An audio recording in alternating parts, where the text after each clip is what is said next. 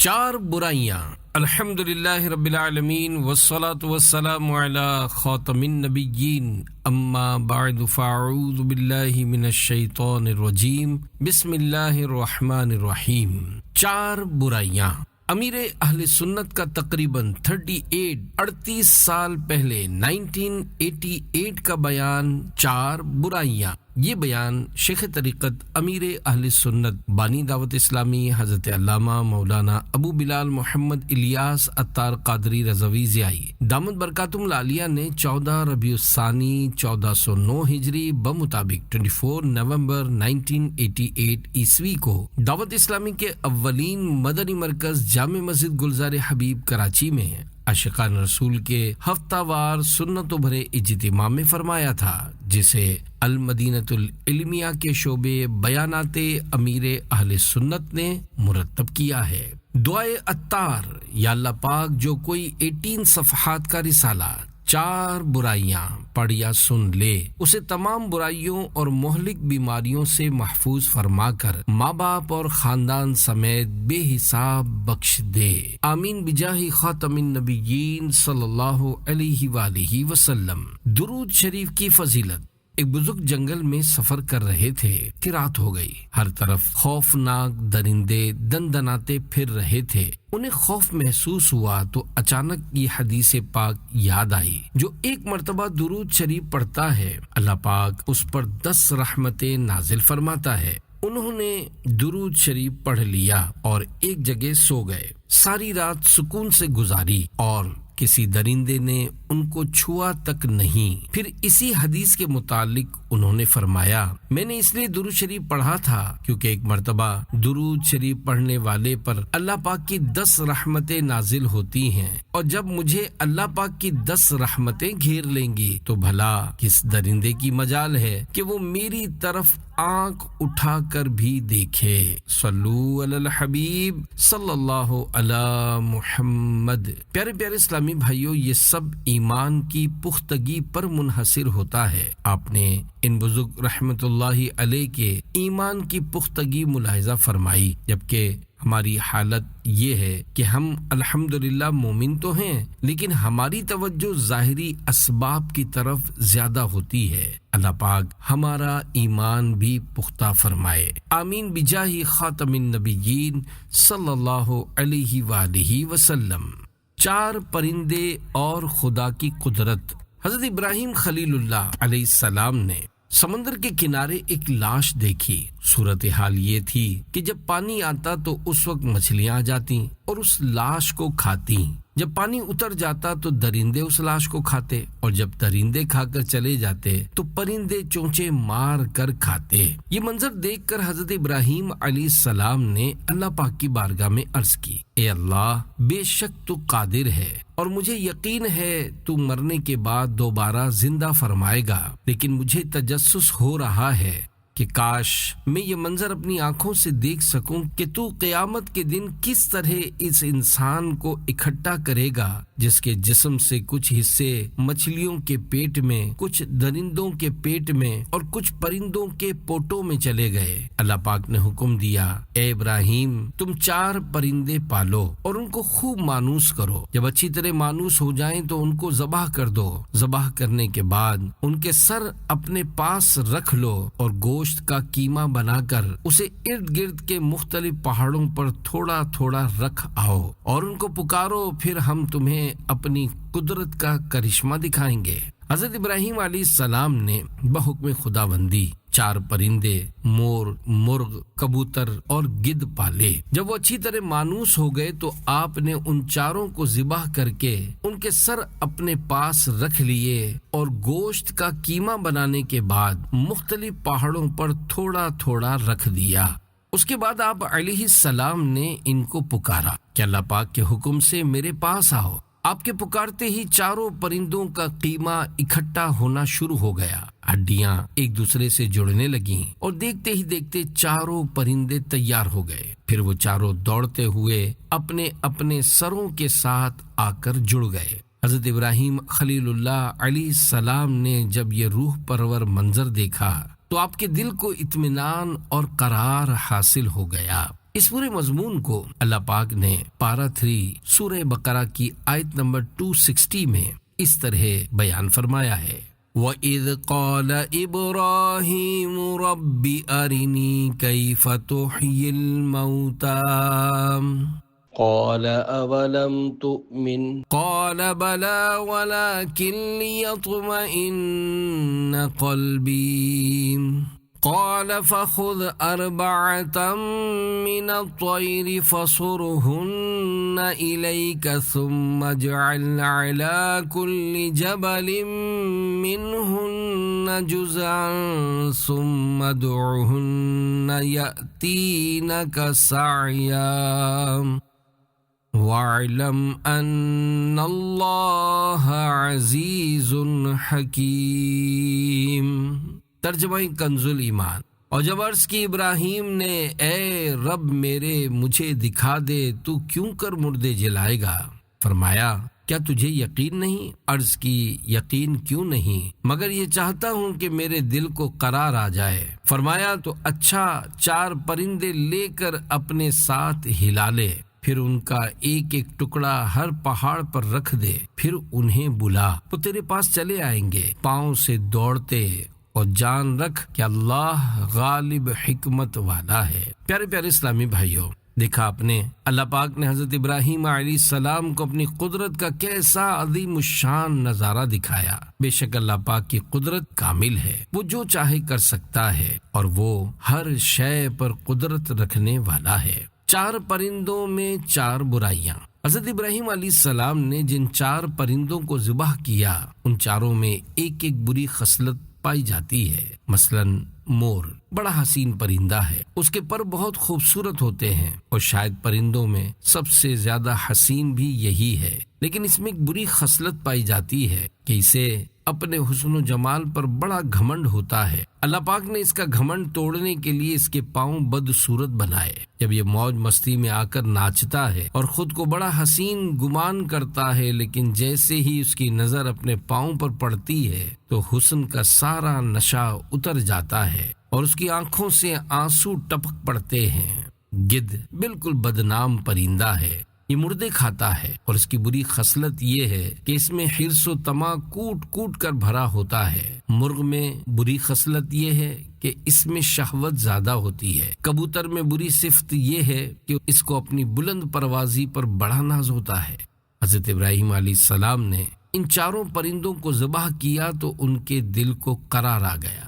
آج اگر کوئی مسلمان ان 4 بری خصلتوں کو ذبح کر دے، یعنی اگر کسی میں حسن و جمال پایا جاتا ہے اور وہ اسے خوب نکھارتا سنوارتا اور اس پر ناز کرتا ہے، تو اپنے حسن و جمال والے گھمنڈ کو ختم کر دے۔ اگر کسی میں بیجا شہوت پائی جاتی ہے تو وہ اس پر کنٹرول حاصل کر لے۔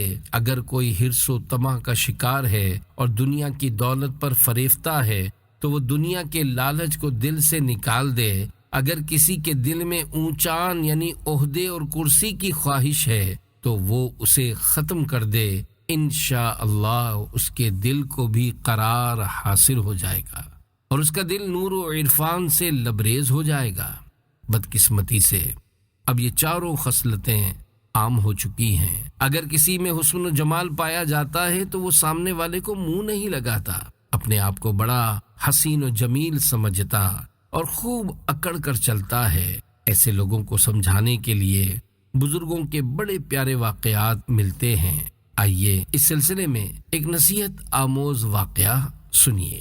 اکڑ کر چلنے والے کو نصیحت۔ حضرت امام محمد بن محمد غزالی رحمۃ اللہ علیہ نقل فرماتے ہیں، حضرت طاووس رحمۃ اللہ علیہ نے ایک شخص کو اکڑ کر چلتے ہوئے دیکھا تو فرمایا، یہ چال اس شخص کی نہیں جو یہ جانتا ہو کہ اس کے پیٹ میں کیا ہے، یعنی اس کے پیٹ میں پاخانہ اور گند بھرا ہوا ہے۔ پیارے پیارے اسلامی بھائیوں، اگر کوئی اپنے حسن و جمال پر تکبر کرتا ہے تو اسے چاہیے کہ اپنی تخلیق پر غور کرے۔ اس پر واضح ہو جائے گا کہ اس کی تخلیق خون اور نطفے سے ہوئی ہے۔ اس طرح غور و فکر کرنے سے انشاءاللہ اس کے تکبر جیسی بری خصلت ختم ہو جائے گی۔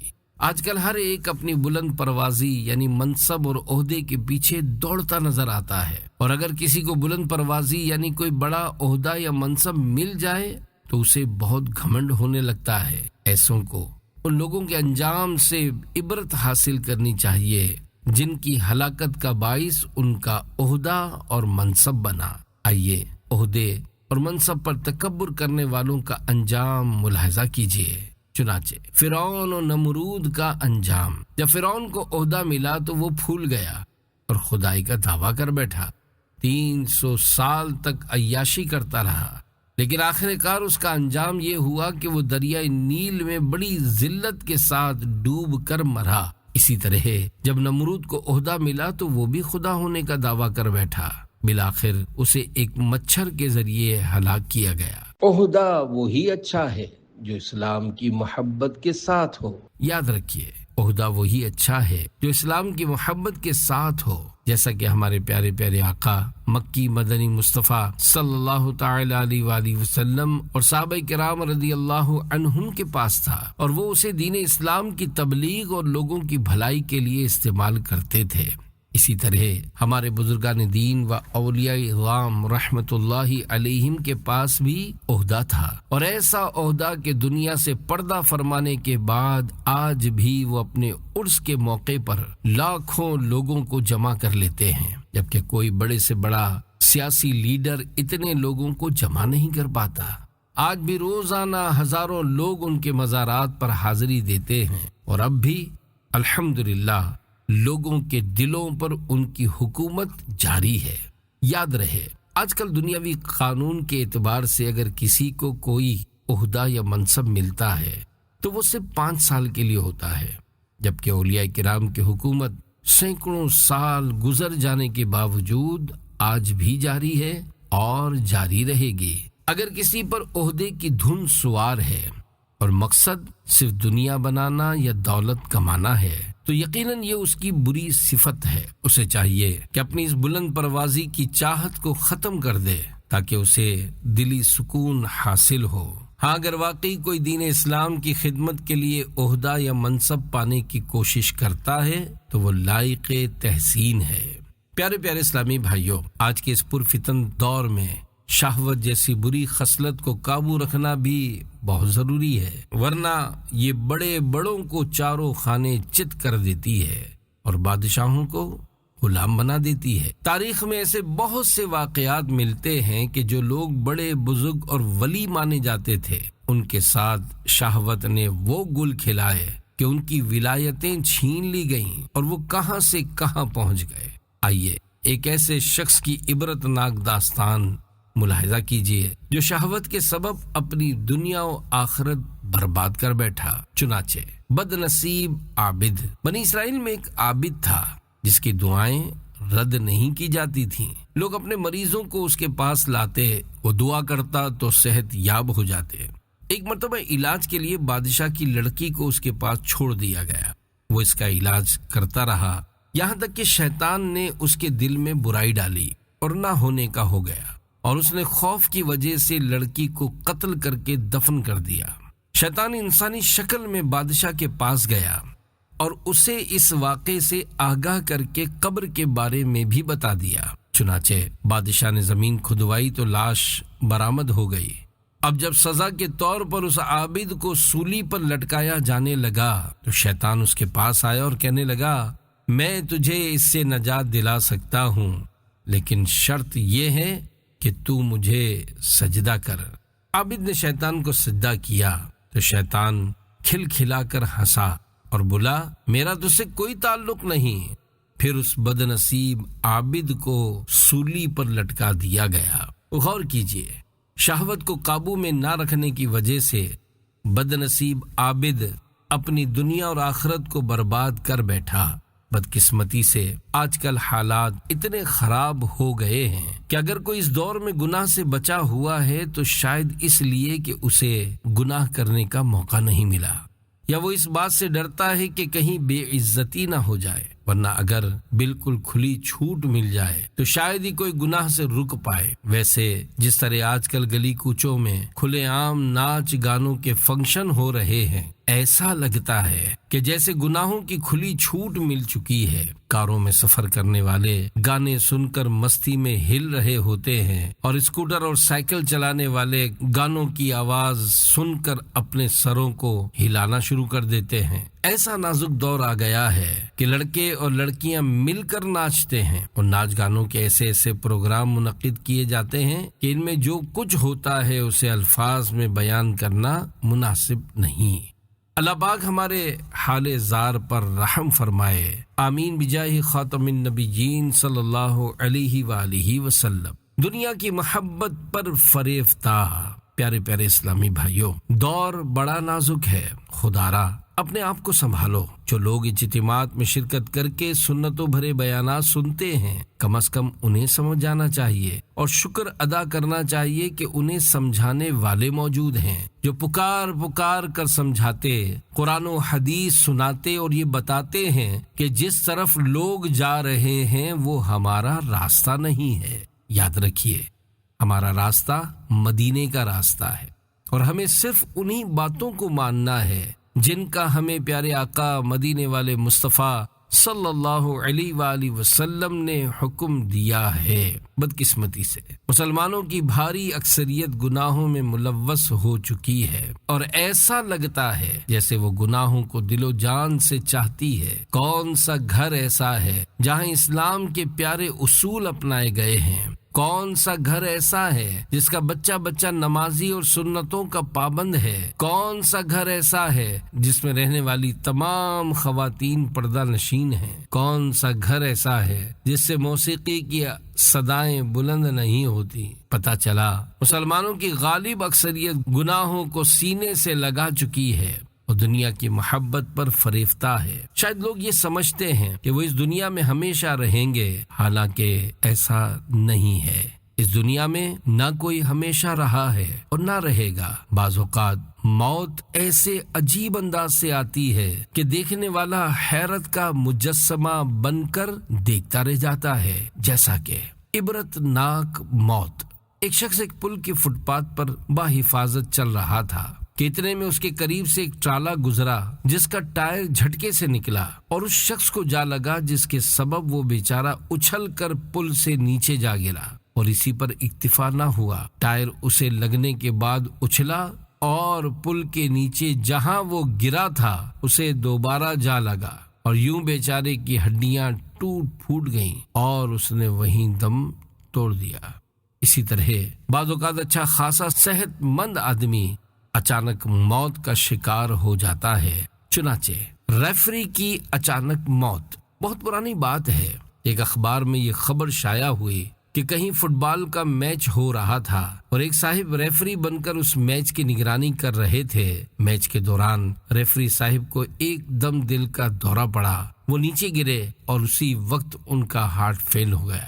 غور کیجئے، ریفری تندرست اور بڑا حاضر دماغ ہوتا ہے کیونکہ اسے ہی فیصلہ کرنا ہوتا ہے، لیکن بیچارے کی لاش کو کھیل کے میدان سے لے جانا پڑا۔ پیارے پیارے اسلامی بھائیوں، اس مختصر سی زندگی میں ادھر ادھر کے چکروں میں پڑنے کے بجائے ایسے کام کیجیے جو آخرت میں کام آئیں۔ ہمیں دنیا میں جتنا رہنا ہے اس کے لیے اتنی کوشش کرنی چاہیے اور جتنا وقت قبر و حشر میں گزارنا ہے دنیا میں اس کی اتنی ہی تیاری کرنی چاہیے، چونکہ قیامت کا دن 50,000 سال کے برابر ہوگا، اس لیے دنیا میں اس کی خوب تیاری کرنی ہوگی۔ دیکھیے، اگر ہمیں حیدرآباد جانا ہو تو ہم کوئی خاص تیاری نہیں کرتے، بلکہ جو کپڑے پہنے ہوتے ہیں انہی میں چل پڑتے ہیں، لیکن جب پنجاب وغیرہ کہیں دور جانا ہو تو 2-3 سوٹ اور کچھ ضروری چیزیں بھی ساتھ لے جاتے ہیں، کیونکہ سفر کے اعتبار سے تیاری کی جاتی ہے۔ لہذا جتنا عرصہ ہمیں قبر میں رہنا ہے اتنی قبر کی تیاری کرنی چاہیے، اور جتنا بڑا قیامت کا دن ہے اس کی بھی اتنی تیاری کرنی چاہیے۔ جو لوگ دنیا میں رہ کر آخرت کی تیاری نہیں کرتے اور دنیا کی غفلتوں اور اس کی محبت میں گم ہو جاتے ہیں، ان کا انجام بہت برا ہوتا ہے۔ چنانچہ 4 آفتیں اللہ پاک کے پیارے حبیب صلی اللہ علیہ وآلہ وسلم ارشاد فرماتے ہیں، جس نے اس حالت میں صبح کی کہ اس کا سب سے بڑا مقصد دنیا ہو تو اسے 4 ایسی آفتوں میں مبتلا کر دیا جاتا ہے جس سے وہ کبھی فارغ نہیں ہوتا۔ نمبر 1، ایسا غم جو کبھی ختم نہ ہو۔ نمبر 2، ایسی مشغولیت جس سے فراغت نہ ہو۔ نمبر 3، ایسا فقر جس کے بعد خوشحالی نہ ہو۔ اور نمبر 4، ایسی امید جو کبھی پوری نہ ہو۔ پیارے پیارے اسلامی بھائیوں، آج کل نماز فجر کے لیے اٹھتا کون ہے؟ مسلمانوں کی اکثریت نماز پڑھتی ہی کہاں ہے؟ صرف 4 یا 5% مسلمان نماز پڑھتے ہوں گے۔ اگر اکثریت پڑھتی تو مساجد کم پڑ جاتی۔ ہم جب صبح اٹھتے ہیں تو ہماری سوچ ہوتی ہے کہ 8 یا 9 بجے دکان کھولنی ہے۔ شاید ہی کوئی غاروں یا پہاڑوں میں موجود دنیا سے محبت نہ کرتا ہو، ورنہ آج کل لوگوں کی بھاری تعداد دنیا کی محبت میں کھوئی ہوئی ہے۔ یاد رکھیے، دنیا کی محبت سے یہ مراد نہیں کہ آدمی حلال روزی کمانا چھوڑ دے اور بھیک مانگتا پھرے، بلکہ اس سے مراد یہ ہے کہ ہر وقت دنیا کمانے اور مال و دولت بڑھانے کے بارے میں سوچتا رہے اور دنیا کرتا رہے۔ اسی طرح ماں باپ اور بال بچوں کی خدمت کے لیے شریعت کے دائرے میں رہتے ہوئے بقدر ضرورت حلال روزی کمانا بھی دنیا کی محبت میں داخل نہیں۔ بدقسمتی سے ہم پر دنیا کی محبت اتنی غالب ہو چکی ہے کہ ہم دعا بھی دنیا کی بہتری کے لیے کرواتے ہیں، جیسا کہ بہت سے لوگ روزی میں برکت کے لیے دعا کرنے کا کہتے ہیں، مگر نیکیوں میں برکت سے متعلق دعا کرنے کا کوئی نہیں کہتا۔ یوں ہی پڑھائی میں دل لگ جانے کے لیے تو بہت سے لوگ دعا کرنے کا کہتے ہیں، لیکن نماز میں دل لگ جائے اس کے متعلق دعا کرنے کا کوئی کہتا ہے۔ یہ اس لیے ہے کہ ہم پر دنیا کی محبت غالب ہے۔ کئی بیچارے یہ کہتے سنائی دیتے ہیں کہ ہماری فجر میں آنکھ کھلتی ہے، لیکن ہم سستی کے سبب پھر سے سو جاتے ہیں۔ ایسوں کو سوچنا چاہیے کہ اگر پکنک پر جانا ہو تو خوشی کے سبب انہیں رات بھر نیند نہیں آتی۔ اسی طرح اگر ڈیوٹی پر جانا ہو تب بھی صبح سویرے آنکھ کھل جاتی ہے اور کسی قسم کی سستی نہیں ہوتی۔ جیسا کہ بعض کمپنیوں کے ملازمین کا ڈیوٹی ٹائم صبح 4 یا 5 بجے شروع ہوتا ہے تو سب ملازمین صبح اٹھ جاتے ہیں۔ یوں ہی اگر بیرون ملک جانے کے لیے کسی کی فلائٹ صبح 4 یا 5 بجے ہو تو وہ پورے ٹائم پر ایئرپورٹ پہنچتا ہے، کیونکہ اس نے پیسے خرچ کیے ہوتے ہیں، جبکہ نماز کے لیے پیسے خرچ نہیں کیے ہوتے، اس لیے آنکھ نہیں کھل پاتی۔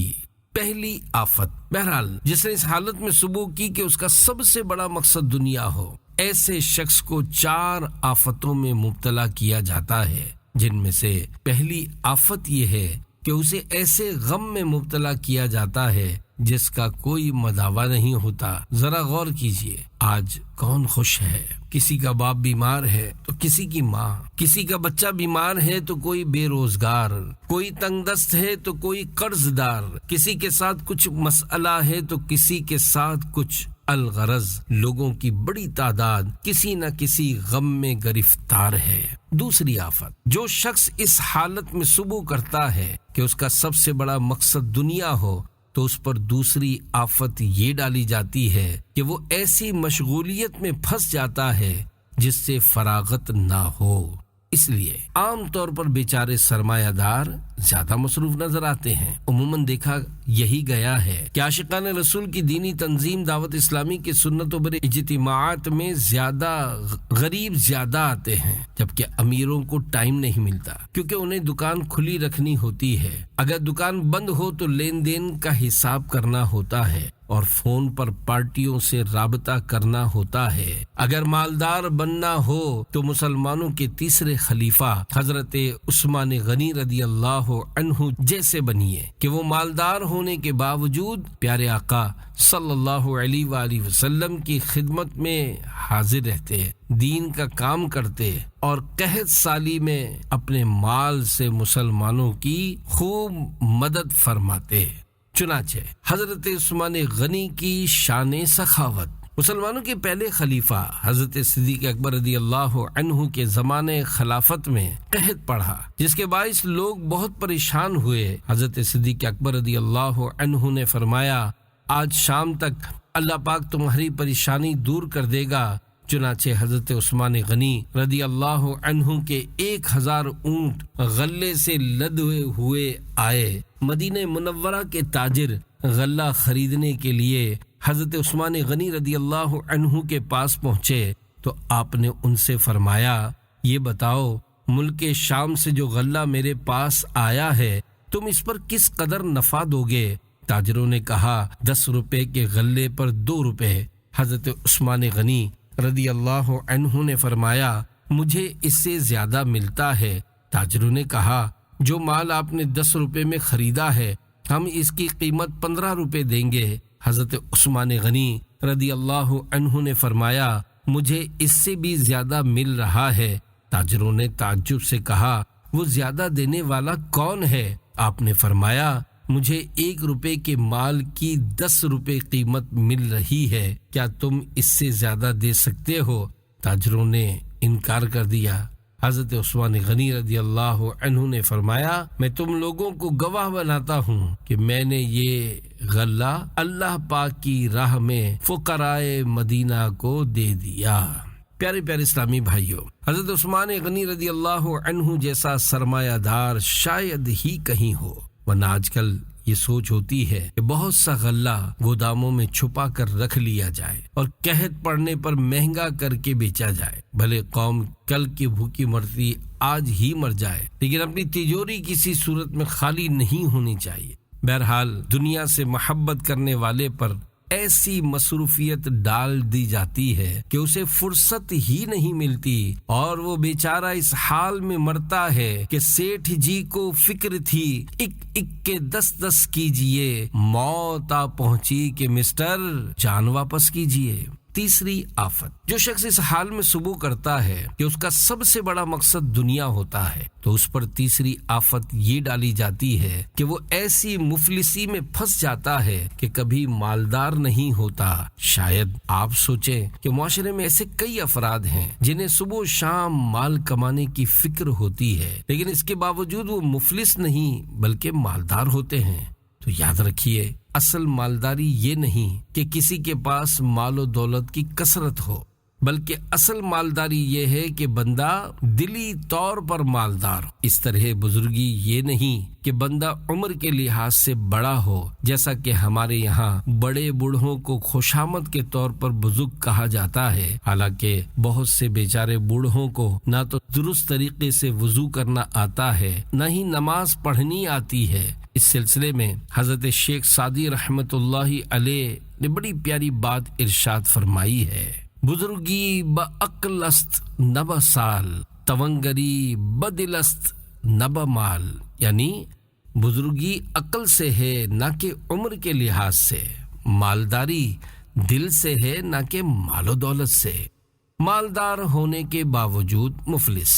پیارے پیارے اسلامی بھائیوں، جو شخص دلی طور پر مالدار نہیں وہ بظاہر کتنا ہی مالدار ہو مفلس ہی ہوتا ہے۔ ایسے شخص کو مال کی ہوس زیادہ ہوتی ہے، وہ اپنا مال بڑھانے کے لیے پرائز بانڈ کی گڈیاں جمع کر کے رکھتا ہے۔ اس کا اپنے ملک میں کاروبار کرنے سے پیٹ نہیں بھرتا تو دیگر ممالک کا رخ کرتا ہے اور یوں دنیا بھر میں کاروبار پھیلا دیتا ہے، لیکن افسوس دنیاوی مصروفیت کی وجہ سے وہ دین کے لیے وقت نہیں نکال پاتا۔ یاد رکھیے، جس میں دنیاوی مال و دولت کی ہوس نہ ہو اور وہ رات کو کھانا کھا کر اطمینان سے سو جاتا ہو، وہی سب سے بڑا مالدار ہے۔ وہ بیچارہ کیا مالدار ہے جسے نہ دن میں آرام ملتا ہے نہ رات میں۔ اگر رات کو تھک ہار کر سوتا ہے تو اچانک فون کی گھنٹی بجنے سے اٹھ جاتا ہے۔ کچھ لوگ بظاہر مالدار نہیں ہوتے لیکن دل کے غنی ہوتے ہیں کہ جب وہ اپنی استطاعت کے مطابق راہ خدا میں اپنا تھوڑا سا مال خرچ کرتے ہیں تو اللہ پاک کی رحمت سے ان کا تھوڑا سا خرچ کیا ہوا مال بہت سارے مالوں پر سبقت لے جاتا ہے۔ چنانچہ 1 درہم 1 لاکھ درہم سے بڑھ گیا۔ اللہ پاک کے آخری نبی مکی مدنی صلی اللہ علیہ وآلہ وسلم نے ارشاد فرمایا، 1 درہم 1,00,000 درہم سے بڑھ گیا۔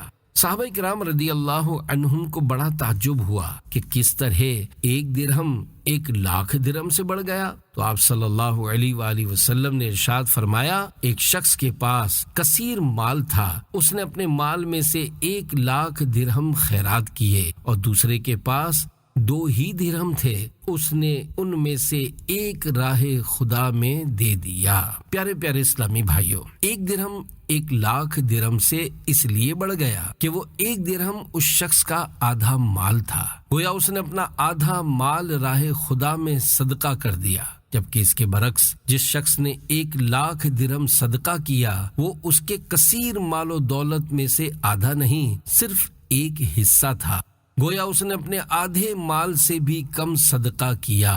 یوں 1 درہم 1,00,000 درہم سے بڑھ گیا۔ مسلمانوں کے دوسرے خلیفہ حضرت عمر فاروق اعظم رضی اللہ عنہ کا مشہور واقعہ بھی ہے کہ آپ نے سرکار مدینہ صلی اللہ علیہ وآلہ وسلم کی بارگاہ میں اپنا آدھا مال حاضر کیا، جبکہ خلیفہ اول حضرت صدیق اکبر رضی اللہ عنہ نے اپنا پورا مال پیش کیا۔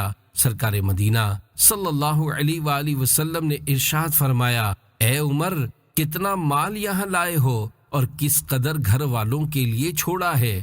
عرض کی، حضور، آدھا لایا ہوں اور آدھا گھر والوں کے لیے رکھ آیا ہوں۔ پھر سرکار مدینہ صلی اللہ علیہ وآلہ وسلم نے صدیق اکبر رضی اللہ عنہ سے یہی سوال کیا تو انہوں نے عرض کی، میں سارا مال ہی اٹھا لایا ہوں اور گھر والوں کو اللہ پاک اور اس کے رسول صلی اللہ علیہ وآلہ وسلم کے ذمہ کرم پر چھوڑ آیا ہوں۔ کسی نے کیا خوب کہا ہے، پروانے کو چراغ تو بلبل کو پھول، بس صدیق کے لیے ہے خدا اور رسول بس۔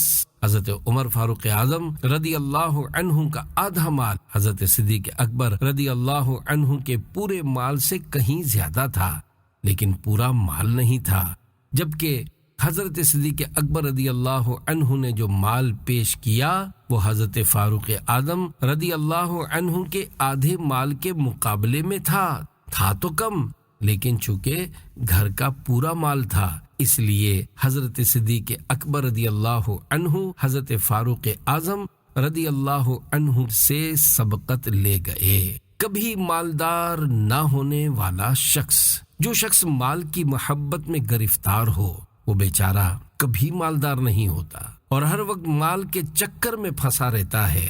جس طرح کولو کے بیل کی کوئی منزل نہیں ہوتی، بیچارہ ہر وقت ایک دائرے میں چکر لگاتا رہتا ہے، اسی طرح دنیا کی محبت میں گرفتار شخص کی بھی کوئی منزل نہیں ہوتی، وہ بیچارہ بھی بس مال بڑھانے کی کوشش میں لگا رہتا ہے، یہاں تک کہ اس کی موت واقع ہو جاتی ہے۔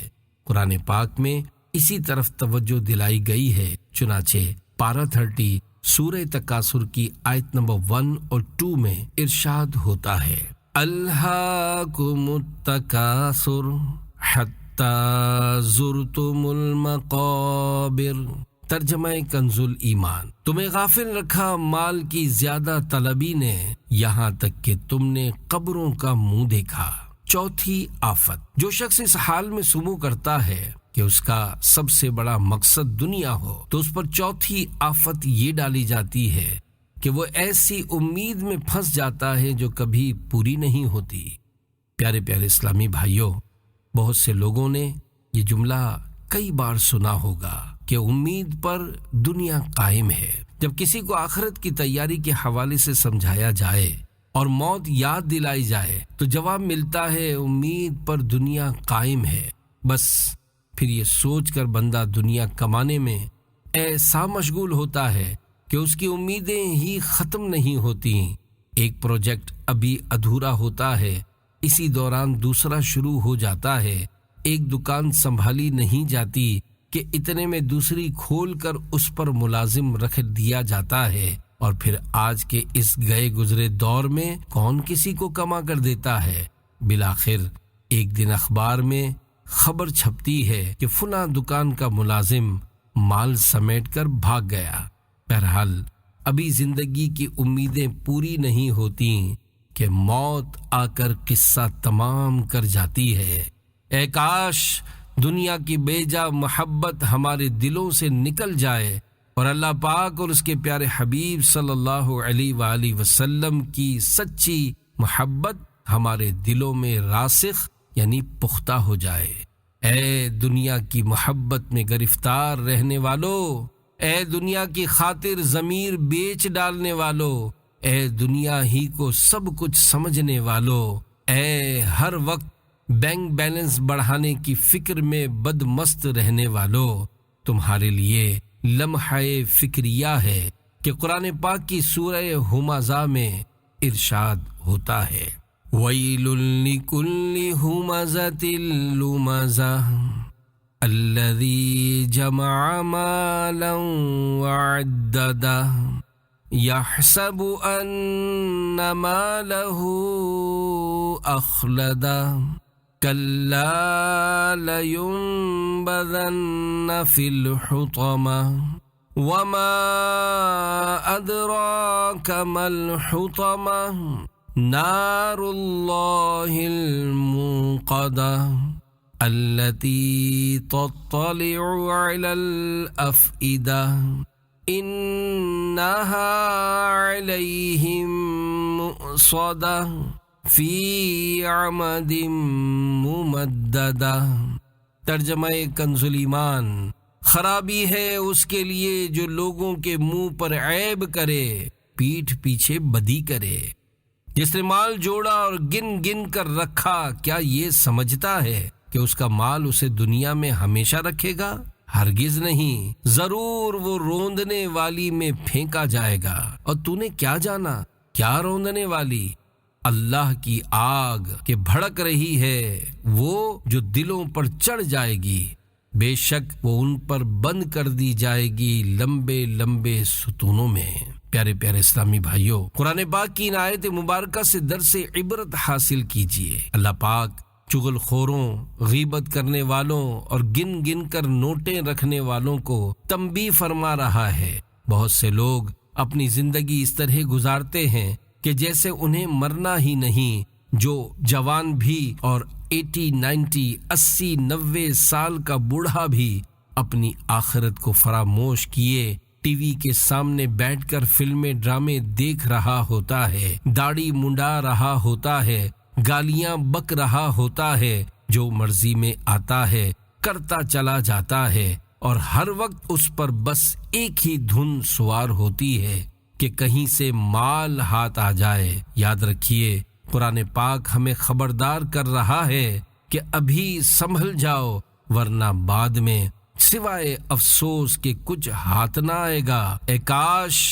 ہم اپنی زندگی اسلام کے روشن اصولوں پر گزاریں اور سنتوں کے آئینہ دار بن جائیں۔ آمین بجاہ خاتم النبیین صلی اللہ علیہ وآلہ وسلم۔